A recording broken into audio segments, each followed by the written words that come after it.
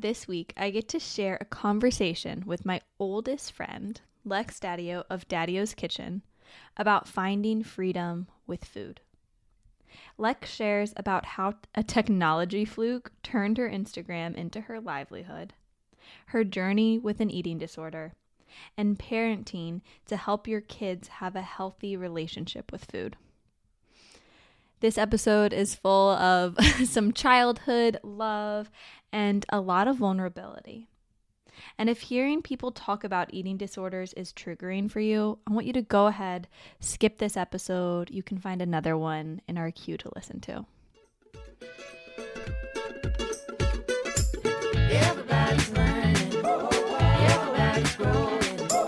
Everybody's got to start somewhere.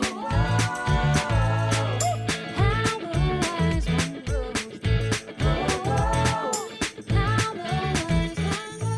Hi, everyone, and welcome to How the Wise One Grows. So I am all kinds of jumpy today because I have my childhood best friend sitting across the table from me. So I really need to take a moment to breathe. So just take a moment to settle in wherever you are. And if it feels safe for you, you can gently rest your eyes or soften your gaze at a point in front of you. And notice where your body touches the earth. Know that you can come back to this sensation anytime that you lose focus or your attention drifts. And take a big breath in and a big breath out. Inhale, fill your chest, fill your belly with air. Exhale, open your mouth, let it out. One more big inhale. And exhale. And return to the sensation of your body touching the earth. And you can slowly open your eyes as you return to this space. Thanks for landing here with me. You're welcome. Thanks for having me. So I'm so excited because today we have Lex Daddio. You can call me Alexis. I can call you Alexis. So this is hard because Alexis is my oldest childhood friend. Preschool days. Yeah, preschool days. Probably my very first friend. Yes. Yep. Mine too. Alexis used to Well, mine is Nikki, but... Mine is Nikki, yeah. In case she listens. Hey, Nikki. My mom ran a preschool out of our garage growing up, and Alexis came to the preschool, and she would... I was spoiled because... The literal best preschool ever. It was so fun. But Alexis would, bring... We were so into kittens. I don't know how both of us just always had kittens growing up. So many kittens. But she would bring, kittens into my bed to wake me up in the morning. A basket full of kittens. Yeah. So I'd wake up to Alexis and kitten kisses. Yep. Those were the days. Yes. So that's how I know Alexis. Yes. So you can call me Alexis. Yeah. I'll try Lex. That's all right. But for those of who know her through Restoring Radiance and Daddio's Kitchen, today we have Lex Daddio. So if you followed their Instagram from the beginning, Lex started the Instagram Restoring Radiance back in 2014. It was a rough time in her life, and she started it as a personal food and exercise journal when she was going through an eating disorder. Her Instagram went through so many changes. I believe it was an accident, right? Yes, that it became public. Yep. I accidentally it was totally a secret forever. And then anyway, yeah, you can keep going. We'll go back to that. And Restoring Radiance will always have a special place in her heart because she has had to go through the darkness to get to where she is now. We firmly believe that exposing your darkness into the light is one of the first steps to truly healing. Through recovering and so many life changes, she fell in love with baking. After making her first homemade chocolate chip cookie recipe in May 2022, she can't stop creating baked goods. Now, here we are. She changed the original Instagram name to Daddio's Kitchen, and now it's a family affair, and it's really fun because on there you see Thomas, who's her wonderful husband, a great cook, and also author of a new book called Cookie Day. That's right, children's book. So cool. And you see her 3 boys, which I had it's still mind-blowing. The most fun the last time I was at your house because I don't know if I told you this even, but as I was playing with Thomas and Like Little T? Yeah, Little T. And like we were in the tree house. And I was just like having a moment of like, oh, I know how to play with you because like I played with your mom when we were this age. Like I could like feel the similarity. It's so funny. And it like felt like I was playing with you. And like, he loved you because you went down the slide and you played. He's like, wow, she's fun. She's the fun friend. Where did she come from? I need to come back and see. Yes, you do. He loved you. But now you have 3 boys. Yes. And how old is Roman now? So they're 4, 2, and then Roman is going to be 9 months soon. Oh my gosh. It's a wild ride. It is a wild ride. They are like the best thing ever, and I know one day they'll treat me like a queen because I'll have all boys, but they are wild. Oh my gosh. It's like if we have another boy, it'll be like I am just going to fully embrace the boy mom world. Oh, yeah. I'm just going to be I feel like you already are. Yeah, straight up boy mom. There's no going back. And yeah, it'll be fun. I love it. Yeah. Do you mind sharing a bit about, again, how Restoring Radiance started and kind of what you were going through during that time, and then the transition into Daddio's Kitchen a little bit more? Yep. I'll try not to make it long. But basically it started back in 2014, so it's been like 9 years. That is so a third crazy. of my life, which is wild when you think about it that way, right? Yeah. And so basically started as Restoring Radiance. I was in college. I started the Instagram. It was before anybody did, like Instagram was just starting. So it wasn't like, there was no businesses on there. You know what I mean? People just like literally had instant show photos a picture at of all your times. day. That was it. I would literally show my breakfast, lunch, and dinner. Yeah. But it was when I was getting into like healthy food, air quotes, because everybody has a different term of healthy these days. But I was getting into like just more like worrying about nutrition, whatever. But I was also going through an eating disorder. So it was kind of like, and it was private. It was my like personal food and exercise journal for like me to literally post like my breakfast, lunch, and dinner. It was almost like an accountability journal. There are some apps that like function. Yeah, like that. yeah, literally. I'm pretty sure I had like an app and that, and I was doing both. And it was just kind of like my way of trying to like see the light through it, like to get through it. Kind of. It was just like my own reflection, I guess, like your own journal. Yeah. And anyway, one day, then it did get to the point where like a couple of girls were kind of doing it, and I started following them, and they'd follow me, and we just became like this little community. And then one day, I accidentally made it public. I don't know what I was messing with the settings. I don't know what I did. And all I know is that my roommates came and knocked on my door, and they're like, "What is this thing you're doing?" Because it was that time where like Instagram would say like, "Oh, your friend Alexis Phillips at the time like just joined Instagram as Daddio's Kit or whatever, Restoring Radiance," and they're like, "What is this that you've been doing under our roof and we didn't know?" Like, it was just like I was just like sharing food, whatever. And I was mortified because first of all, I was like scared to even eat food. I was like petrified of food because I was like food was just like a very scary thing for me at the time. Just like it was just like all negative. It was just like a bad thing to me because it was the way I like, harmed myself through binge eating. And so anyway, so then I remember I saw a guy on campus that I hung out with, and he was like, "Wow, I follow your Instagram." And I was like, I'm done. I'm literally I'm freaking out. It just died inside. And oh my gosh, it was so scary. And then just like, for some reason, I don't know what kept me going, but I just kept doing it. And there were so many times I'm like, I'm done. I'm out. I'm like done. It's taking up too much time. So many people would see like, why are you spending so much time doing this like hobby? I mean, I wasn't making money or anything. Yeah. It was just like literally, and I was spending a lot of time doing it. But sometimes when I get really like focused on something, I like can't focus on anything else. And so I was like very one shot brain right then. Anyway, so through the years, I ended up keeping it and just kind of told the story of my eating disorder through it. There was one point where I finally really opened up and told the story, and just like an influx of people came back telling me like, "Oh my gosh, I deal with this too," or "I deal with an eating disorder," all this stuff. And so we just like really connected from there. And just like people just started following like crazy, and I was like, oh my god, it was just so mind-blowing. I was just like, why would people want to follow me? Like it was, and I don't like the term follow because I don't want people to actually, I just want it to be like a place of light and like inspiration, but not like telling you like buy this or do this or go here or what. Like, just I hope it's a place where everyone feels welcome, and it's like just a safe place, like a light in the darkness of the app, where a lot of it can be very dark on there. And so I just pray that we can be a light in the darkness of it all. But anyways, so I just kept going, and then got married And so people that have followed me from the beginning have seen so many life changes. But got married to Thomas, who I've known since I was 7, which you've known forever too, which is so funny. Growing up, Alexis was always in love with Thomas. Like to everyone since we were probably 5. Yeah, I named my cats after him. Yeah.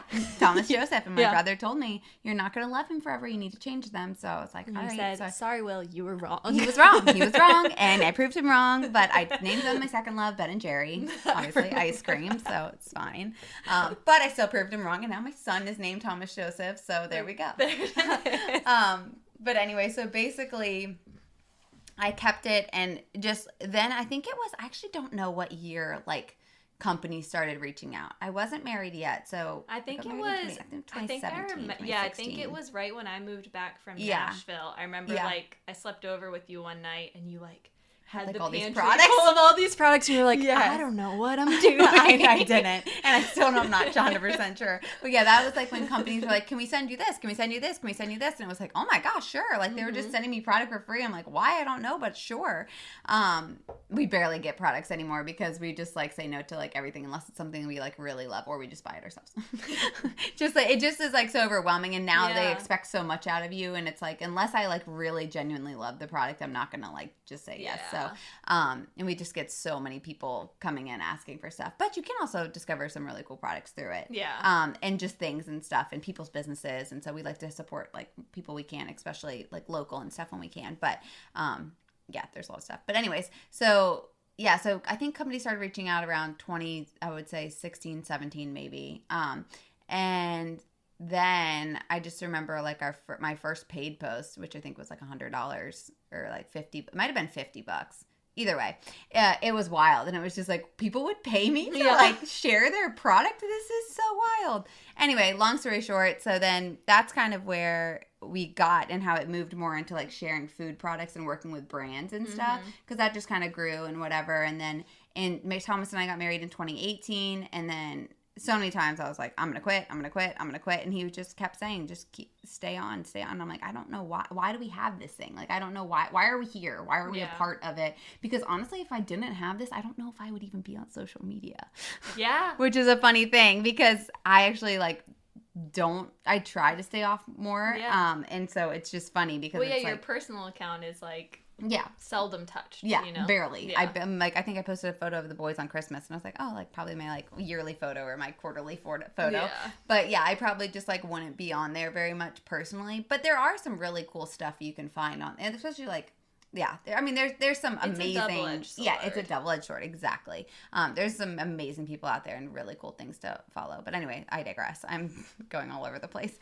But anyway, so basically, got married, and then Thomas decided to quit his job in 2019 because things were going really well. Honestly, it was probably a mistake on our end. We've reflected back on this now because we didn't really have a plan and where we headed and where we going with it. It was just oh, this seems like this is working, and maybe we should go all in with it. Well, we had one child, and we weren't really planning for the future or thinking ahead. We were buying our first house and living in 8 different areas, 8 different places while we were buying our house.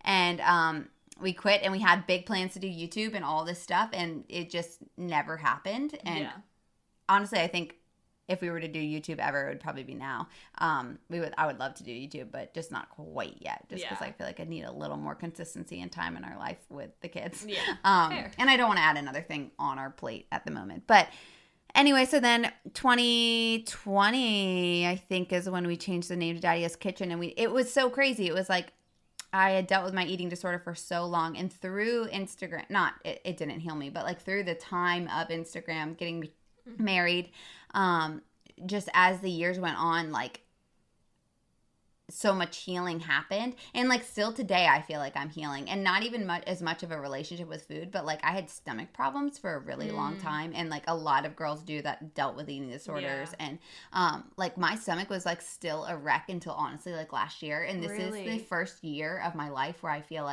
I actually feel totally healed and comfortable. I was just in pain for so long, and it was almost years of the hurt done to my body that I was almost paying for in a way. Yeah. Because they say your gut health is really exactly, impacted. and they say it can really take, like, as long as you had an eating disorder, it can take to heal. And I had it for like 7 years. So yeah, we're not even fully out of the 7 years yet, but it's like crazy because it's crazy to me how I don't even think about food the way I used to. And so all that has just happened throughout, and I don't have like a 10-step here's how to heal. Yeah. Because I really think it's very individualized. I feel like you can't do that. I also feel like by the grace of God, I was healed through it all. And it took so much time and so much change and just like different things in my life that happened, and like having kids really helped it for me in the time. Some others might not, like it might be harder, you know. So it's, I think it's just, all I know is that I feel for anybody dealing with it, because it is like so it takes all of your brain capacity. It takes all of your mental, you can't even like, I don't even felt like I could even like see anybody outside of my own head. Yeah. If that makes sense. Like I was incapable of like being a friend, of helping others, of like, even because I was so self-focused on myself, because I was just like really struggling, that everything was so inward that I couldn't even like, I feel like I was like, I had blinders on. Like I couldn't even see anybody's needs outside of my own. Yeah. Which probably is why kids really like opened my eyes to being like, whoa. But then having through that time, just so we ended up changing to Daddio's Kitchen as we moved into like us wanting to cook. Thomas has always been an incredible cook and the most intuitive type of eater I've ever met in my entire life. And I used to study the way he ate. So I was like, you are such a weirdo. I have never seen anybody eat the way you do. Like he literally could eat so much at one time.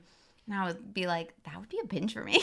Yeah. But like, it was so normal for him. And it was like, it wasn't like, he wasn't overeating. He wasn't uncomfortable. It was just like, he'd have days where he didn't eat a lot and days where he ate a lot more. And it was like, I don't understand you. Yeah. Like, that doesn't make sense. I'm so like I think we often treat like eating and diet like a machine. Yeah. Like I need to charge the battery for this long, or like eat X, Y, and Z. But it's like, we're people. Yeah. Yeah. And it's going to be different. different. Like, my kids have taught me that so much, too. Some days they're starving and they want to eat all day. And other days, I mean, they barely touch their food. And I'm like, oh, my mind is blown. Like, it's just so wild. And it's just like, that's just the way we were born. Yeah. And it's so cool, actually, because I feel like all that's really, like, opened my eyes. I haven't even really thought about it in forever, because I'm just, like, used to, like, you're in it. Yeah, I'm just in it. I just haven't even thought about it. But it is really cool. And so Thomas has always been a really good cook. Like, since in the beginning when we got married, he never really cooked much. I didn't know he was good, but he cooked all the time in college.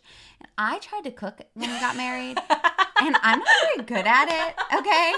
Like, and I just remember one time he made a meal, and I was like, why do I cook? What am I doing? Why have I been trying? And from that day, I've handed it over the thing. I mean, I can make certain things. I applaud that. Yeah.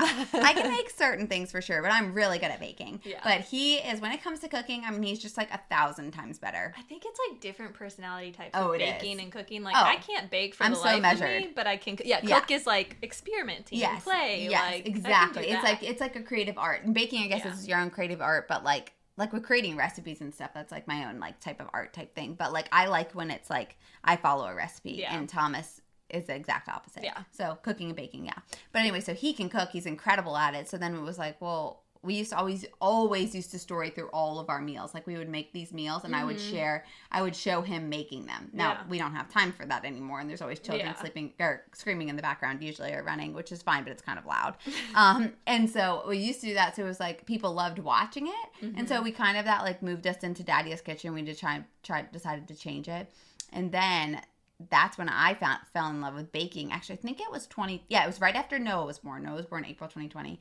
And I made my first chocolate chip cookie recipe. It was the first time I'd ever made a recipe my own. Like, I've only ever used recipes, and then I like created one. It was like, whoa. It was like a... I've made those chocolate chip cookies. They're good. Thanks. It was just kind of like an out of body, like, whoa, I didn't know I could do that. Like, it was like, and from there, I just like caught a fire. And like, I have been baking since. Now I'm just like obsessed with all things sourdough, and I make so much bread and stuff like that. And it's like, I just feel like it's such a way to like serve my family and love my family. And like, I can't cook great. I mean, I can cook fine, but I'm like, Thomas just is so much better. But like, baking and bread and stuff like that is like such a easy is such a like way for me to serve them because they love it. It feeds them, makes them like just bringing us all back to the table and eating together and having family dinners and making that special and breakfast and all of those things. And so anyway, long story short, this is my description here, like 20 minutes in. Now we're Daddio's Kitchen, and we basically just kind of cook. Like we're actually kind of moving. Well, not really moving, but focusing more this year on like more back to the basics cooking. So like more traditional, like the way your grandma would make stuff, and like we've just been having so much fun like using like real ingredients like raw milk and like the good butters and like homemade sourdough and like more cooking from scratch type stuff. Yeah. But also quick because we do have 3 kids, and so like we understand like everybody's kind of a time crunch. Yeah. But like kind of just like bringing us all back to the table and like encouraging people to cook at home, even like just to start. And like because I just feel like food is so community wise, and this is like the way I always, it's so like life giving, like life around the table and like talking, and I feel like that's where the best conversations happen. And so just kind of trying to like encourage people to get back to the table, because this is like what I've always prayed for and always like wanted in college. I always wanted to own a bakery. Really? Yes, but I was like petrified of, I never ate sweets back in the day unless I binged on them. Like that was it. It was like, so I was scared of them forever. And so now it's so cool to be on like such the other side of like, like they don't rule me anymore. Like they don't like, I can make them and eat them, enjoy them and move on. Like whereas before it was like, I mean, one bite of a cookie was like a make it or break it of my day. Yeah. Which is like insane, but like honest. Yeah. So anyway, yeah, that's where we're at now. Yeah. That's how we're Daddio's Kitchen. I love it. There's so many elements there that I want to like come back to. But first of all, I think I really want to like point out how with Restoring Radiance, I think why it bloomed and just like flourished and people were drawn to it was because it was like so vulnerable and so authentic. Yeah. And I think that's such a key component to healing is being able to like share that and recognize that you're not alone in it. Oh yeah. So like by sharing your story, I think having others be drawn to it could have impacted the healing, and vice versa. Like that helped the healing of others. I think for sure, especially like I always say like light exposes darkness. Yeah, that's it. I always used to say it backwards. Light exposes darkness. That's right. So like bringing things into the light, like being vulnerable, talking to people, saying like letting people know, like letting people in. Because if it just sits in you and you don't tell anybody, it'll fester and grow and build. And it's like you have to tell like just to find one person that you can like be comfortable telling. And for me, that was Thomas at the time. Yeah. But it just depends on who it is for you. But just like one person, if you can tell them and talk them through it. Like I just feel like you feel so alone in it, but then like really once you like, I think there's like a crazy statistic. It's something about like 80%. I'm probably getting it wrong, but it's something very high of women deal with an eating disorder. I believe it. And it's like, oh my gosh, like when you think of it like that, it's like you're not alone. No. I mean, and men too. Yeah. And it's like you are not alone. And it's like so many people deal with it. And there's such a spectrum of it. Like I think and when you look, I mean, looking throughout the course of my life, I can point times where, like, I wasn't as healthy with my relationship with food then. And, like, at this point I was. And it doesn't always reflect your weight either. No. Oh, no. I think I was most restrictive on myself when I weighed the most, you know? Yeah. And I just think it's something that we don't talk about enough, but, like, most people are thinking about it quite regularly. Yeah.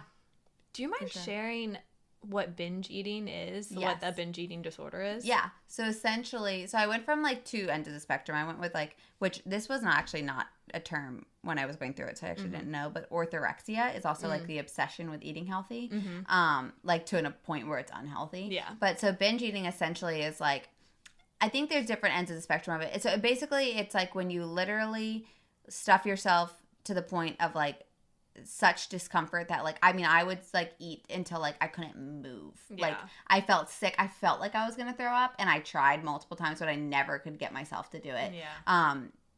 so it's like, it's basically almost like, yeah, like that's essentially it. Like I just remember I used to like drive through like, and I never really ate fast food, but I would drive through like fast food places and get like from multiple places. It was literally like I was like stuffing my feelings to the point until I couldn't feel.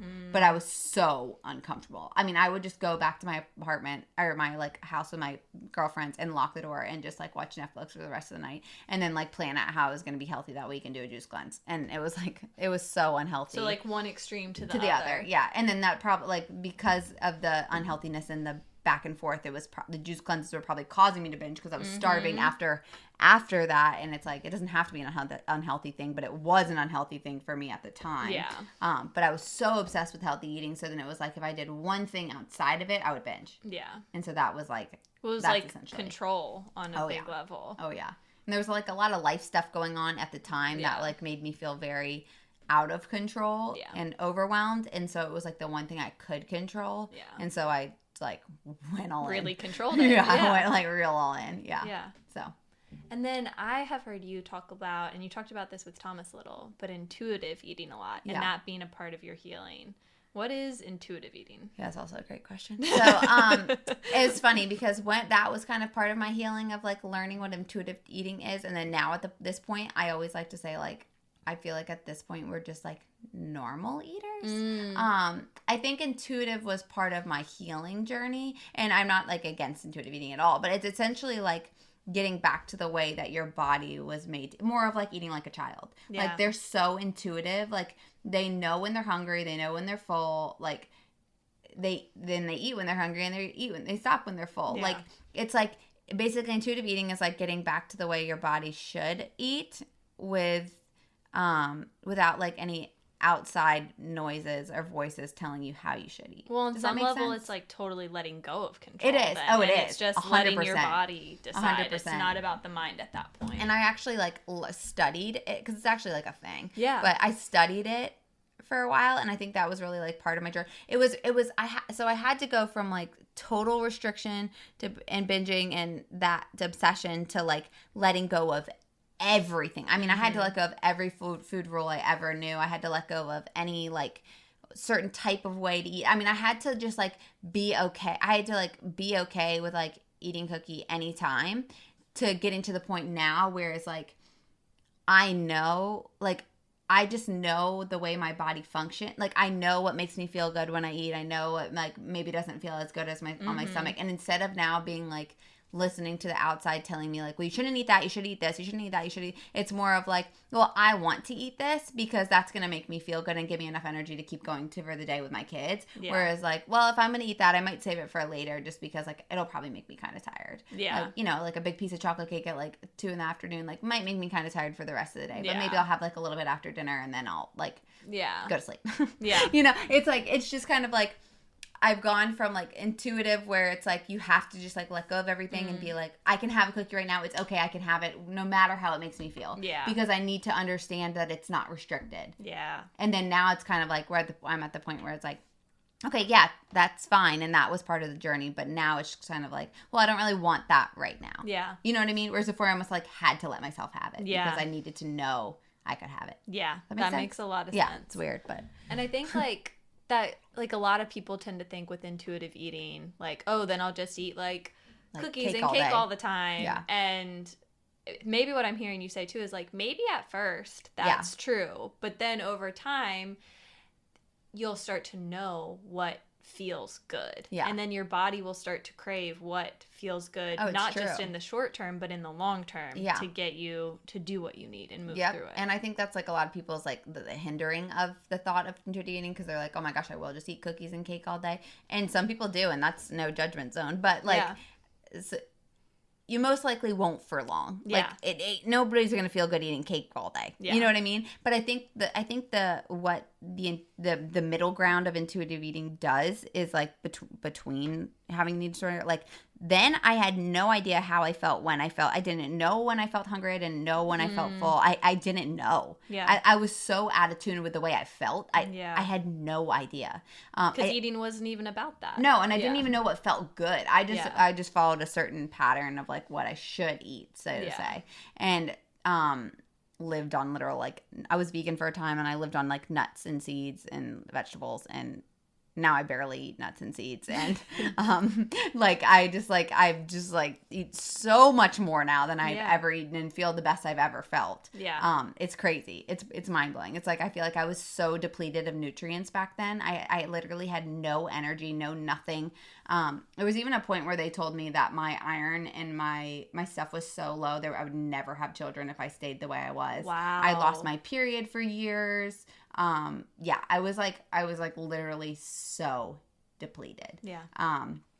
And so, anyways. And again, that's so common. Yeah. Too. Oh, yeah. So common. Yeah. And like, even like in the name of health, like, you know, I followed all this, like, again, just like mostly vegetables and nuts, but like, that's just like not enough. Like,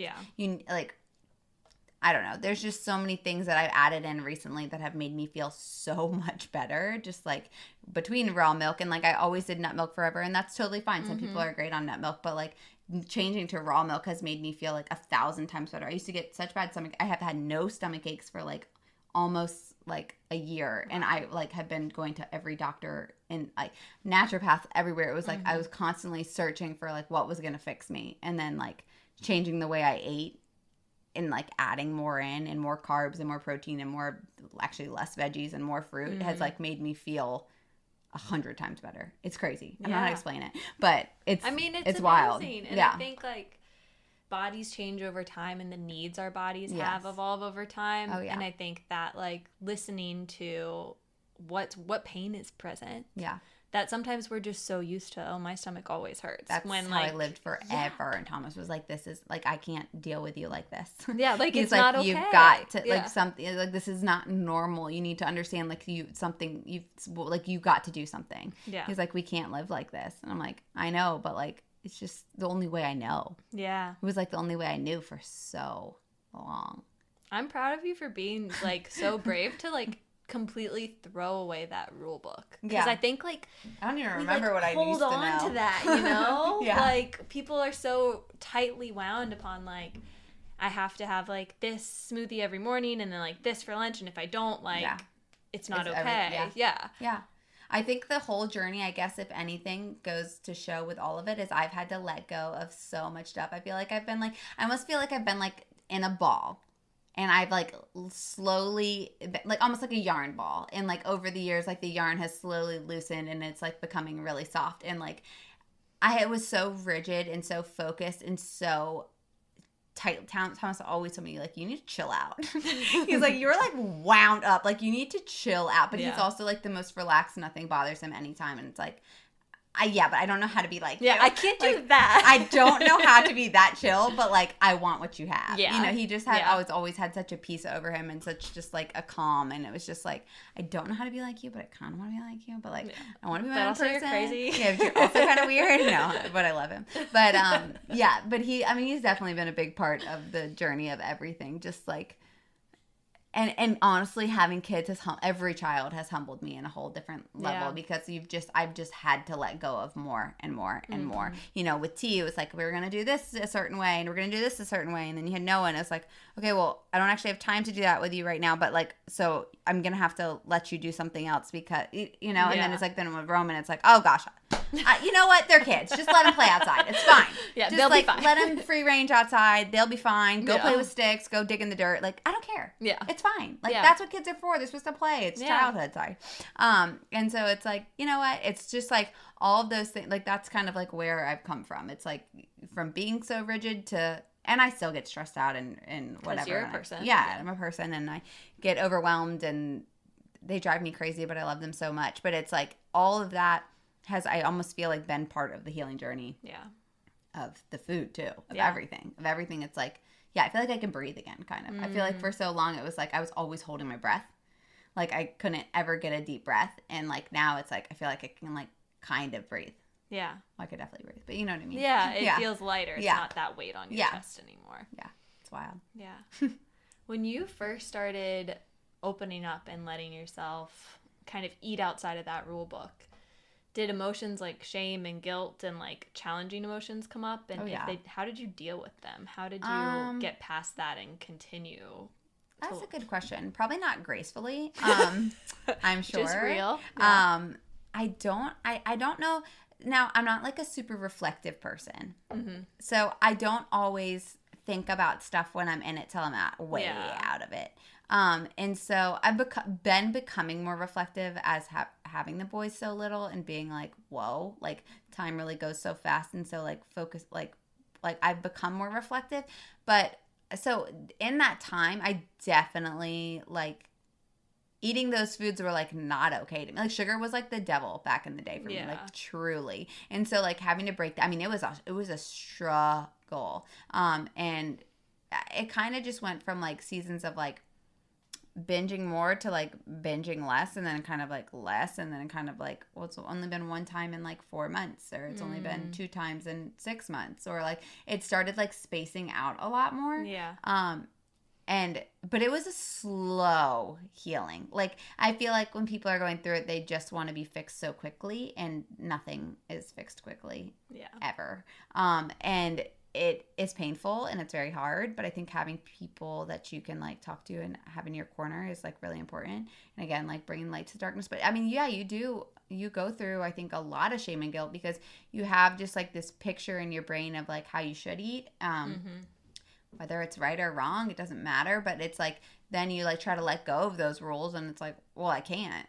Like, I can't. Like that, like I can't eat sugar. Don't you understand? I can't eat sugar. And it's like, but you need to. Like, and this is just an example. I'm not saying like whatever, but and so I think I definitely went through a lot of it. I don't really know how I coped. I don't know if I definitely don't have any tips. It was, you were just making your way through it. I was just kind of like making my way, like one day at a time. That's it. And I don't know if there's any like certain way I did it, or if I did it well, good or bad, I don't know. But I'm out of that now. And you did and it. I made it through, and it's probably like semi-drowning my way through it. But like, here I am now, and I'm so thankful. Definitely. And it's been cool to hear how much your kids have helped like shift your evolution with food and been such an integral part of your healing process. And I'm curious about like, maybe you've thought about this, maybe you haven't, but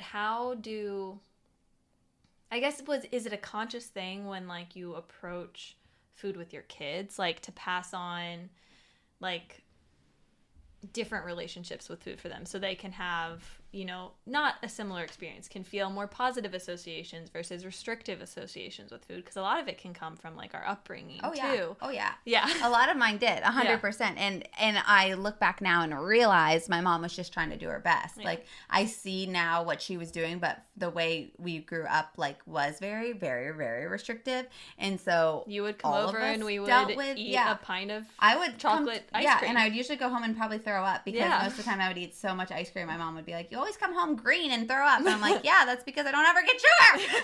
And then I'm at Holly's house and there's all the sugar. Yes, and then I'd go to Mimi's and they had all the sugar, and Nikki, and it was just like, restriction definitely can lead to binging. I mean, it was ingrained in me from a young age. I mean, I remember hiding in the pantry as a little girl and like shoving. Oh, we only had Hershey chocolate at the lake, and I remember like Hershey chocolate and Jif, and I would just like eat it, and it was like till I could like not eat it anymore. And like looking back, I'm like, wow, like I really dealt with food problems like from like probably like age 4 or 5, which T is 4. And from your mom's perspective, it was like a very pure intention of like, I want not processed food for my kids. I want whole, and it's funny healthy... because I'm starting to feel that way about my kids, and it's like, oh wow, like you can see like. I was very intentional with it about tea in the beginning, because I didn't want him to ever think a cookie was good or bad. But then I do see, and he was never really affected by anything when he was little, but now like as he gets older, we do notice, and it's like people like our family notices, it's like a night and day difference. But when he has food dye, he's a very hyperactive child, and when he has food dye, he is times 1,000, and it is like insane. And it's so funny because I never wanted to be the mom that restricted anything from my kids, but there is a point where if something's not like doing well with them, like it's almost like my duty to we do let him have it here and there, but like we notice such a difference that so I try to buy stuff without food dye, and he does 1,000 times better. But like I'm still not trying to restrict sugar. It's not like I don't want him to think like sugar is bad or some certain things are bad or good. Be honest, like half my kids like don't even eat vegetables right now, and I'm like, you know what? Oh well. Yeah. Like maybe one day I always serve it, I always offer it, but I never ever tell them they have to eat that, they have to finish that because they might not be hungry, and I don't want to just like stuff their stomachs if they're not hungry. Like they know if they're hungry or not. Yeah. They're smarter than we are when it comes to that. Yeah, and like yes, I get like you want your kids to eat well and like do all that stuff, and so like I do too. I get it. Like there's stuff I make that is healthier and like has more nutrients in it, so that I know they're getting some nutrients in there. But like they really are kind of picky right now, and Noah's just picky because he does everything T does. But like T's like the ringleader here, and he like sets the tone for everybody. But it's just like, I don't know. It's like trying to give them nutritious food with I really think it's like so much is moderation in my opinion. Like, yes, just not stress. Like Thomas's family was very much raised in more of that moderation. Just like they never really restricted stuff and had it around. And they all have like much better relationships with food, especially at this point. But yeah, it's kind of just like, I don't really want to stress about it too much. Yeah. I don't want food to be I just want it to be like in a community and an enjoyment and like being around the table and sharing a meal together. I don't want it to be so much about like what the meal is. It's just more about like being together. Because everybody also has like different funds and stuff too. And some people can't afford more or less. And so it's like, you do your best. Yeah. You know what I mean? I love that it's about the experience. Yeah. Around food and having positive associations with a meal. Yeah. With eating, with it's not good or bad. It's Yeah. about this time just together. being together. It's not really necessarily about what's on your plate. And I feel like that was so cultural back in the day. It's probably for you guys too. I mean, you guys like food it's always like a big celebration, right? Yeah, for sure. And You I know? mean, I remember my parents, like, they would go to Tony Robbins seminars and come back and be like, Yeah. we're only eating raw greens, like, for the rest of eternity. And my That's grandparents would, hilarious. like, sneak us Burger King and I be love like, it. this ain't cool. Here Yeah. you go. I love it. You know? But Yeah. then times where it would be, I mean, if you look in my parents' cupboard now, it's, like, totally different. Yeah, like, yeah. But But a like lot food of- is like such a celebration, and it like Yes. should be enjoyed together. And it's like everything's so fast paced in the world these days, and people are Yeah. just like not eating as much together. And I just feel like it's so important to get back to the table and just like eat it. Like if you can cook it, great. If you can't. I mean, like Yeah. cooking doesn't have to be complicated. It doesn't Yeah. have to be scientific. It doesn't have to be expensive. You buy what you can, and the whole point is like, yeah, just not putting such an emphasis on what it is. Yeah. Yes, we do try to eat more nutrient dense where we can, and we do try to add in that stuff, but like I don't want it to be such a stressor. Yeah, absolutely. There's like enough stuff in the world to stress about. Like food should be an enjoyment. It's like a pleasure. It's a joy. It's a gift. It's like, you know what I mean? And Yeah. it's a much different perspective than I used to have. Well, it's similar, Part of it the sounds like, to rigidness. your healing process of, like, right now, when it comes to your kids, it's also about, like, letting go of control of food oh, it still. is. And, like... It is. Because some days it's really a struggle. It's like, well, you have not eaten. Like, you need to eat something. And it's like, well, maybe they don't. Mm-hmm. And it's like, well, okay, I guess that's another thing. Thomas is always my sounding board and just always so, like, calm. And, like, he's like, if they're not hungry, they're not hungry. And it's like, oh, yeah, you're right. Okay. All right. Yeah. Moving on. You Yeah. know? And it's like, well, I guess that's fine. But yeah, we try to eat together as much as we can. But I think that it's just like, yeah, just try not to put so much emphasis on it. Yeah, You know? definitely. Yeah. So before we end today, is there, like, one bit of advice you would give someone on just how to, like, maybe find that freedom with food? That's a good question. Let's see. I think, well, all of it in general, I think, is just really letting go. Yeah. But, like, just, like, letting go one day at a time, just, like, a little bit more. And also, like, I used to always be so focused on, like, the end result and, like, what's this week and next week and the next week and the month. And it's like, just focus on today. Yeah. Just one day at a time. And maybe don't even focus on the food. Maybe focus on, like, go take a walk outside.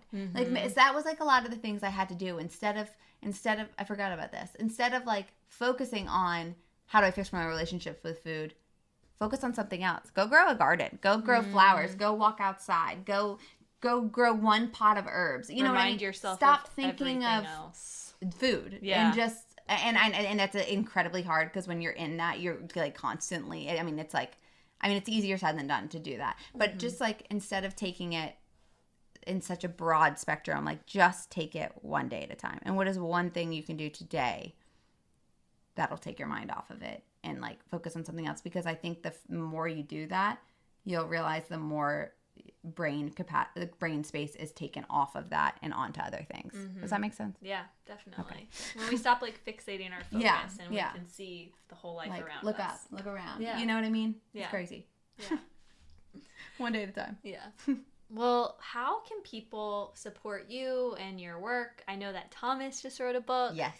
So his book, Cookie Day, it's a children's book, and it's about, ironically, a mom and her daughter, we don't have girls, making cookies in the kitchen. It was based off of my chocolate chip cookies, but it is his first book in a line of hundreds of ideas that he has. Yeah. And all the other ones are like so boy adventure wise. But anyways, those will come one day. But for right now, he has Cookie Day. It has 3 exclusive recipes in the back that are easy cookie recipes to make with your kids. Does it include yours? So they're all mine. I made them all. Wow. But they're nowhere else except in the book. Cool. And why they're also so easy to make with kids, because you don't have to soften the butter, you just melt it.